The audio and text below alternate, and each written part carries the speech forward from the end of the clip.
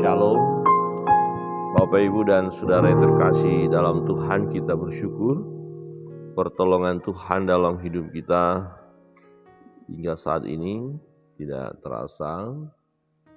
Beberapa hari lagi kita akan meninggalkan tahun 2021 ya. Besok kita masuk malam Natal.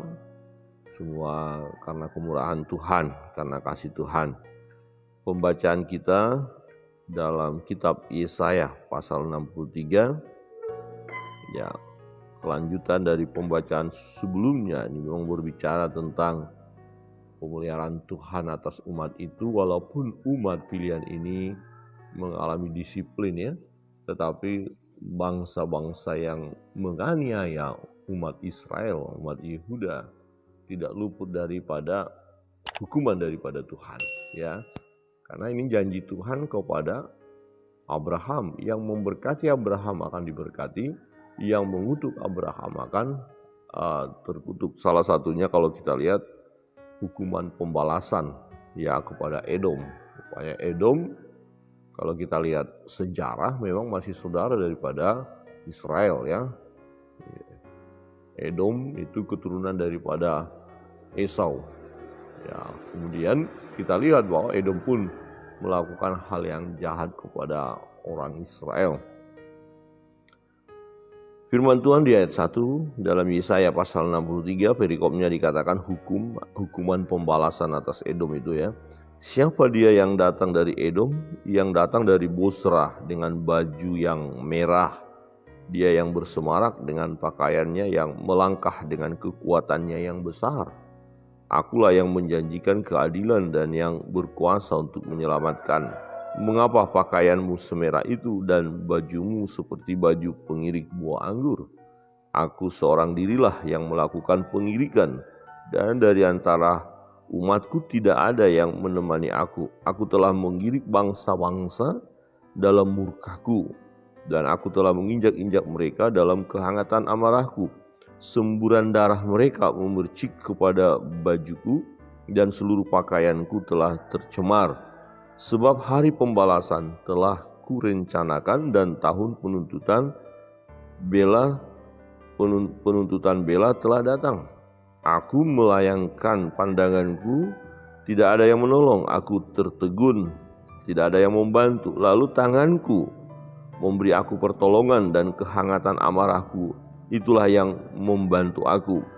Aku memijak bangsa-bangsa dalam murkaku, menghancurkan mereka dalam kehangatan amarahku, dan membuat semburan darah mereka mengalir ke tanah. Jadi mengapa baju merah ya? Karena semburan darah ya. Karena ini adalah bentuk hukuman daripada Tuhan. Ya, dikatakan bahwa aku memijak bangsa-bangsa dalam murkaku. Jadi Tuhan murka kepada bangsa-bangsa, dan secara bangsa-bangsa yang ada kaitannya dengan tindakan mereka kepada umat pilihan Allah, di mana bangsa-bangsa itu menganiaya umat pilihan Allah, menghancurkan mereka dalam kehangatan amarahku, dan membuat semburan darah mereka mengalir ke tanah. Nah, ini hukuman bagi bangsa-bangsa ya. Bangsa-bangsa yang mana? Tidak semua bangsa-bangsa tentunya. Bangsa-bangsa yang melakukan kejahatan ya. Nah, salah satunya tadi Edom ya. Dari Edom dikatakan. Jadi orang-orang Edom mengalami hukuman. Nah, bagaimana dengan orang Israel? Nah, mengapa? Yang menarik di sini kita lihat memang Tuhan izinkan bangsa-bangsa lain menganiaya bangsa Israel dan bangsa Yehuda, karena memang wujud disiplin Tuhan kepada bangsa Israel atau bangsa Yehuda. Nah, kemudian ketika mereka dalam penderitaan itu, mereka berteriak, umat pilihan Allah ini, dan mereka berkata, Tuhan tolong kami supaya kami tidak tersesat. Ini menarik juga ya. Walaupun sedikit tanda tanya ada unsur menyalahkan Tuhan juga kalau kita lihat nanti ya. Bukannya mereka langsung berkata ini kesalahan kami Tuhan, kami mohon ampun, tapi ya sepertinya mereka mau menyalahkan Tuhan. Perhatikan di ayat 7. Aku hendak menyebut-nyebut perbuatan kasih setia Tuhan, perbuatan Tuhan yang masyhur sesuai dengan segala yang dilakukan Tuhan kepada kita, dan kebajikan yang besar kepada kaum Israel yang dilakukannya kepada mereka sesuai dengan kasih sayangnya dan sesuai dengan kasih setianya yang besar. Ada pengakuan bahwa Tuhan sungguh mengasihi mereka. Di ayat 8, bukankah ia berfirman, sungguh merekalah umatku, anak-anak yang tidak akan berlaku curang, maka ia menjadi juru selamat mereka. Dalam segala kesesakan mereka, bukan seorang duta atau utusan, melainkan ia sendirilah yang menyelamatkan mereka. Dialah yang menebus mereka dalam kasih-Nya dan belas kasihan-Nya. Ia mengangkat dan menggendong mereka selama zaman dahulu kala. Ini berbicara bagaimana pemeliharaan Tuhan kepada umat pilihan ini.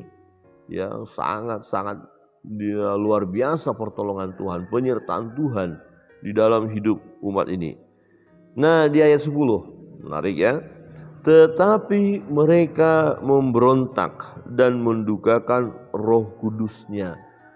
Ini alasan yang sangat-sangat tepat sekali ya.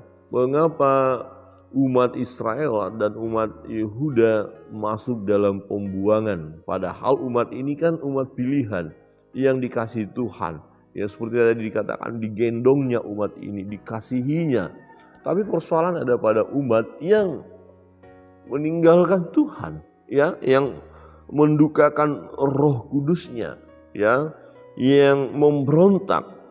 Maka ia berubah menjadi musuh mereka. Jadi seteru, umat ini menjadi seteru Allah, musuh Allah, dan ia sendiri berperang melawan mereka. Jadi Tuhan yang berperang melawan umat.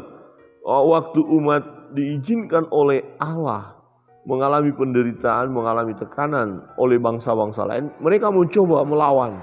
Mereka mencoba berperang untuk menang, tapi nggak bisa menang. Kenapa? Karena Tuhan memang kasih kalah mereka. Ini hukuman. Ia sendiri berperang melawan mereka. Allah yang berperang melawan umat itu. Ya, kenapa?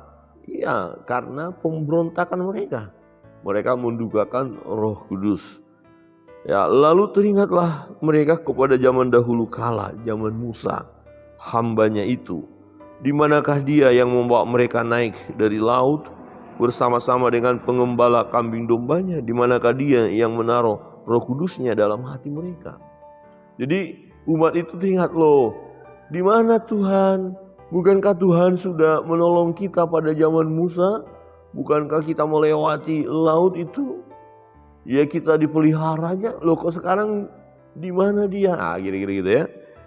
Nah, di ayat 12, yang dengan tangannya yang agung menyertai Musa di sebelah kanan, yang membelah air di depan mereka untuk membuat nama abadi baginya, yang menuntun mereka melintasi samudra raya seperti kuda melintasi padang gurun. Ya, mereka tidak pernah tersandung. Mengingat kembali bagaimana Allah itu sudah memelihara, menjaga. Kok sekarang di mana Allah? Ya, seperti ternak yang turun ke dalam lembah, Roh Tuhan membawa mereka ke tempat perhentian. Demikianlah engkau memimpin umatmu untuk membuat nama yang agung bagimu. Akhirnya kan orang-orang tahu pada saat itu luar biasa Allahnya orang Israel. Fir'aun sendiri mengakui sebelum garis akhir Fir'aun bersama pasukan tenggelam, mereka sebenarnya mengakui kedahsyatan Allah itu. Ya. Nah, pandanglah dari surga dan lihatlah dari kediamanmu yang kudus dan agung. Di manakah kecemburuanmu dan keperkasaanmu? Hatimu yang tergerak dan kasih sayangmu. Janganlah kiranya engkau menahan diri. Ini mulai mereka berdoa melalui penyampaian Nabi Yesaya ini kepada Tuhan, berdoa ya, memohon kepada Tuhan. Janganlah kiranya engkau menahan diri. Ya, jangan terus sembunyikan dirimu Tuhan bagi kami kira-kira. Jangan terus engkau biarkan kami. Nah, di ayat 16, bukankah engkau Bapa kami? Sungguh Abraham tidak tahu apa-apa tentang kami. Kalau dikatakan mereka selalu bilang Abraham Bapa mereka, tapi Abraham sendiri tidak tahu tentang mereka. dan Israel tidak mengenal kami. Ya, Yakub, Israel tidak mengenal kami. Ya Tuhan, Engkau sendiri Bapa kami. Jadi dalam hal pengenalan umat pada masa kesesakan mereka, penderitaan mereka, ya Allah yang lebih kenal mereka. Oh, kalaupun mereka berkata Abraham Bapa kami, Abraham sudah nggak tahu. Abraham sudah tiada. Mereka berkata Israel atau Yakub, dia juga sudah tidak ada. Dia tidak tahu. Tetapi Allah mengetahui keadaan mereka. Ya, keadaan mereka.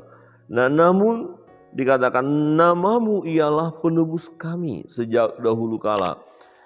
Ya Tuhan, mengapa Engkau biarkan kami sesat dari jalan-Mu dan mengapa Engkau tegarkan hati kami sehingga tidak takut kepadamu?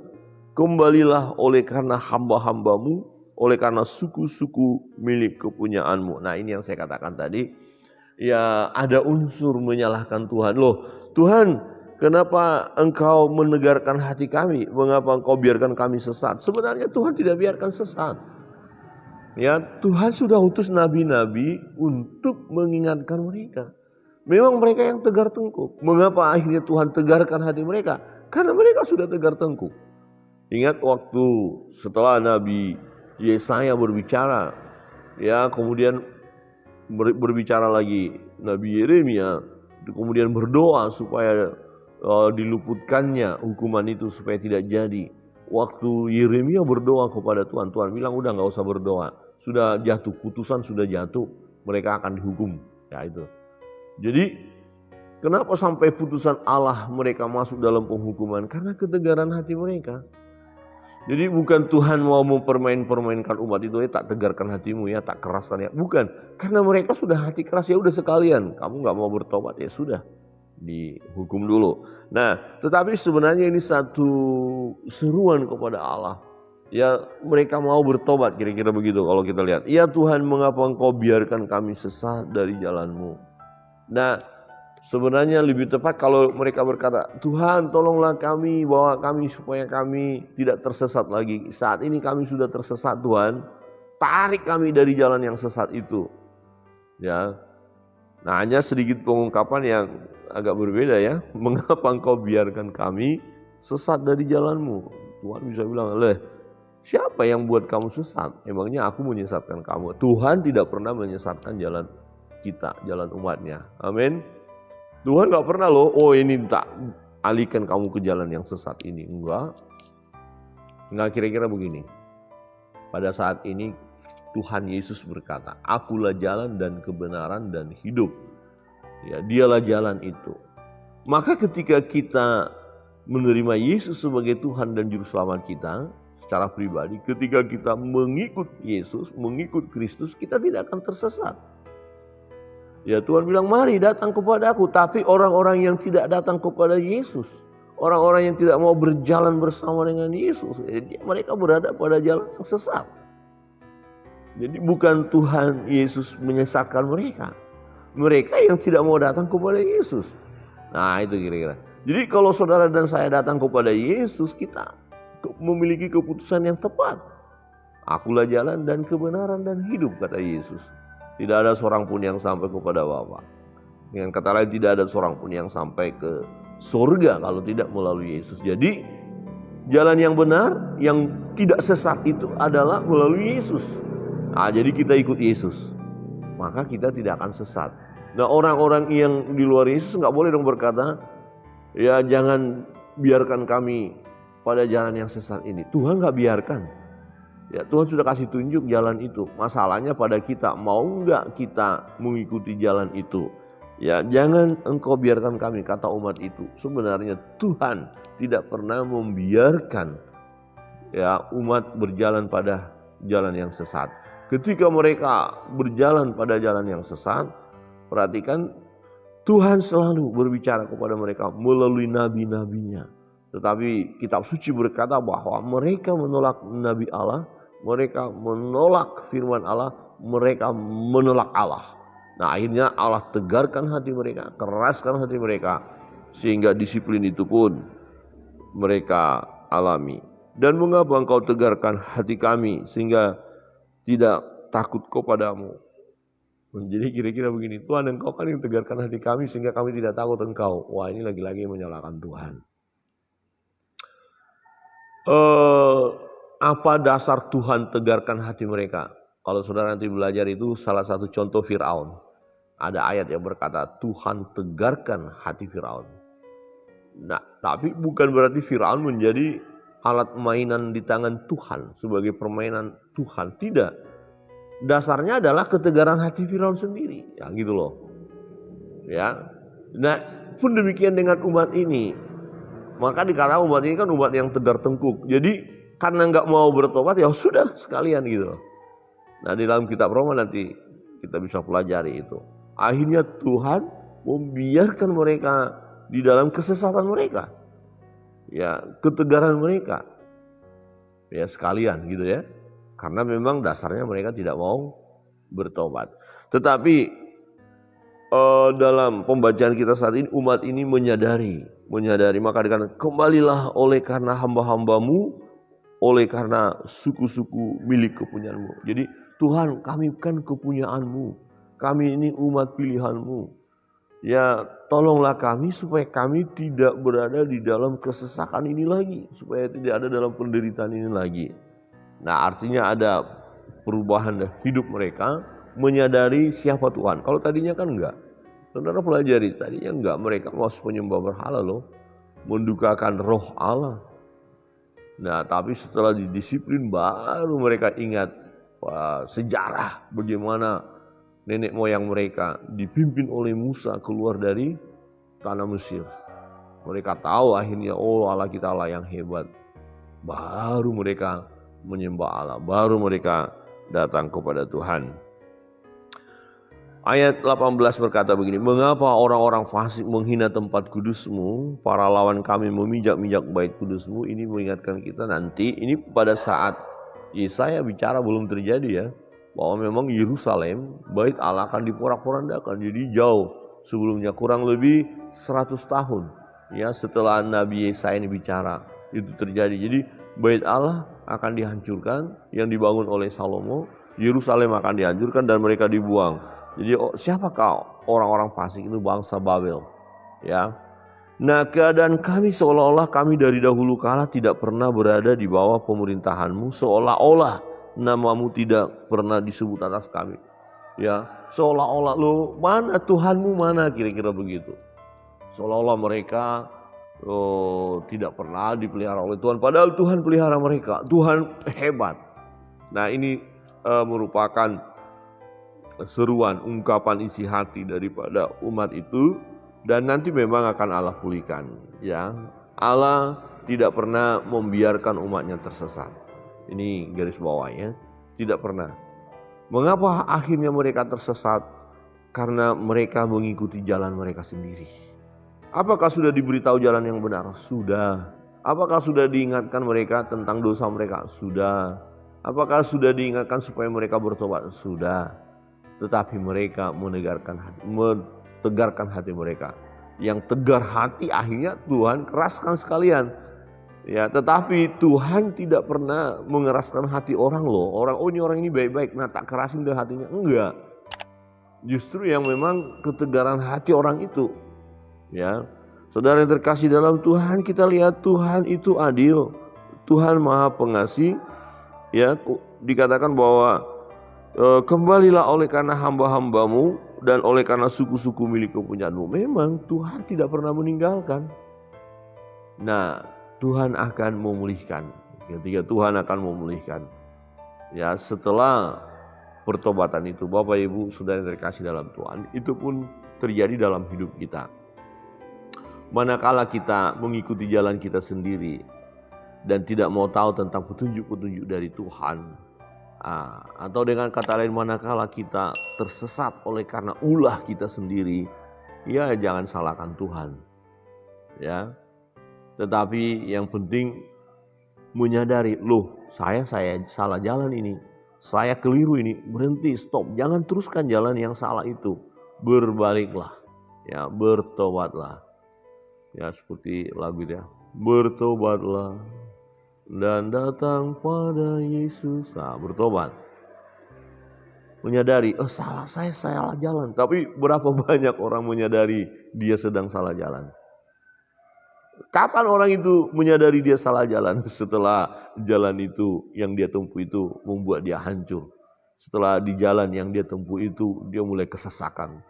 Setelah melalui jalan itu dia mengalami penderitaan. Kira-kira begini, wah kita ini lagi jalan ini.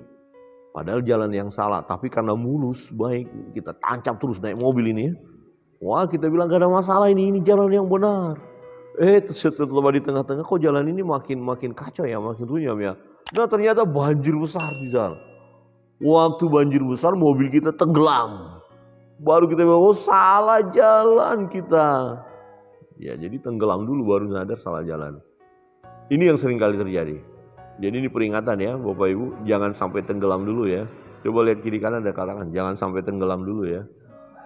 Iya, lihat petunjuk sebelumnya.